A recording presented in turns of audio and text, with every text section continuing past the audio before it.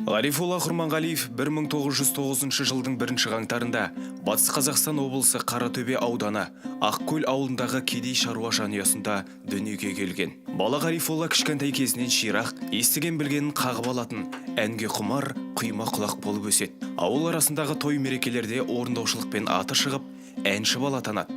10 жасынан бастап бас қосқан жерлерде болатын әншілердің жарыстарына қатысып жүреді. Ғарифолла Құрманғалиев Батыс ән мектебінің көрнекті өкілі Мұхит Мераллоның жолын жалғастырушы. Құрманғалиев ән салу үрдісін Мұхиттан емес, оның немересі Шайхыдан тікелей үйренген. Бұл туралы Ғарифолла Құрманғалиевтің аузынан мынадай бір естелік қалыпты. Мен әнді Шайхыдан үйрендім. Мүшел жасқа толар-толмастан қасына ердім. Ой, оның да әншілігі сұмдық еді. Ал Ғарифолла қайтала дейді. Бөгелмейм, басам. Қайра салып бергенінде жарықтық. Ой, құлдығым түбі мықты әнші боласың деп бауырына қысатын. Сонда деймін-ау, Шайхының ең жоғарғы даусына үнімді 3 тыныстап алып барып теңестіретінмін дейді ән абызы. 1934 жылы республиканың түкпір-түкпірінен келген өнерпаздар слетте бақ сынайды. Батыс өңіріне әлде қашан кең танылғанымен, Алматыға алғаш келіп слетке қатысқан Ғарифолла баға беруші комиссия мен халықтың көзіне ерекше орындаушылық шеберлігімен Батыс ән орындаушылық мектебінің өкілі Мұхит Мераллоның өнерін жалғастырушы ретінде жарқ етіп көзге түседі. Ғарифолла әншілік өнермен бірге өз жанынан ән шығарып орындаған әнші композитор ретінде де халыққа танымал болды.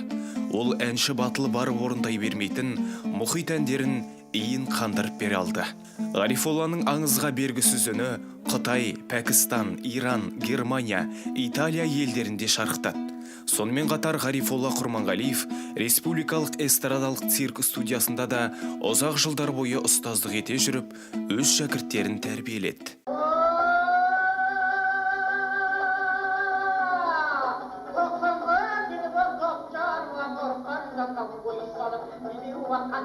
Ғарифолла Құрманғалиев әнді осылай орындайтын. Домбырасын безектете қаққан кең тынысты әншінің әсем даусы тым биікке шарықтап барып, қалықтап түсетін, жүрекке жететін.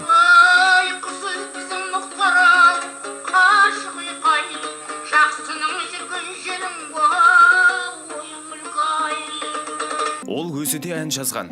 Үлгілі өнерпаздың бай мұрасын ұқыппен жинап жүрген немересі Меруерт Құрманғалиева атасына тиесілі белгілі белгісізін қосқанда 363 ән барын айтады. Тіпті қол жазбаларын ақтарғанда қобызға арналған 2 күйі табылыпты. Ол кісі нота білмеген ғой. Опера театрында істеп жүргенінде өз айтатын партияларды төте жазумен қағазға түсіріп ап жаттаған. Чайковский, Поляшвилидің операларын Ер тарғын, Қыз жібекті де солай орындапты. Қазақтың музыкалық драма театры Ғарифолла Құрманғалиевтің үлкен өнер жолындағы алғашқы баспалдағы. Ол ғажап әнші ғана емес, аса дарынды актер еді. Оның көзі, қасы, құлағы бәрі ойнайтын.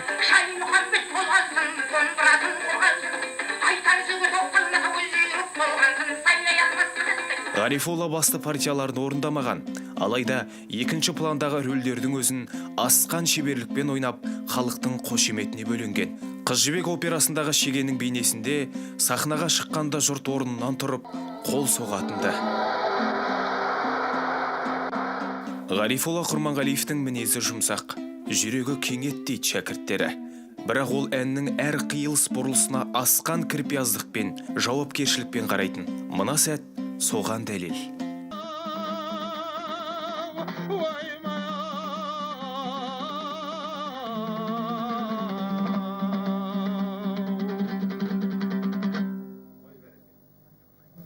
Бәрді сайын.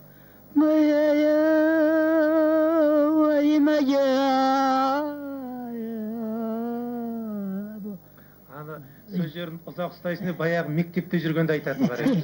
Ана қайырмасында ана жерің өзі тез өтіп кету керек деп айтатын. Мен соны қайтадан әдейі сол бұрынғыдай айтып едім, соны қазір қайтадан байқап отырайын. Ой, кәрі тарланымай. Ғарифолла Құрманғалиев жан-жақты тұлға еді. Оның дауысы да, түр келбеті де ерекше. Сондықтан да оның әні өміршең. Ол сомдаған образдар мүлдем жалықтырмайтын. Көрген жанды бей-жай қалдырмайтын. Кәсіби шеберлігіне құрметпен бас идіретін. Ерекше дауыс. Содан кейін бұл арқасы бар адам. Ал енді мына жырау болмаса да өте мықты жыршы. Болмаса сал сері дегенде сол серілігі де бар. Бұның бәрі қазақты сол өткенімен байланыстыруға тікелей өте берік жақсы жол. Ғарифолла Құрманғалиевтің өнер жолда, өмір жолда өнегелі. Ол жеті ұл мен қызды тәрбиелеген әке, немерелерін жанындай жақсы көрген ата. Мемлекеттік сыйлықтың егері, ән абызы Ғарифолла Құрманғалиевтің биыл туғанына 110 жыл. Қанша жыл, қанша уақыт өтсе де Ғарифолланың әні ескірмейді, үзілмейді.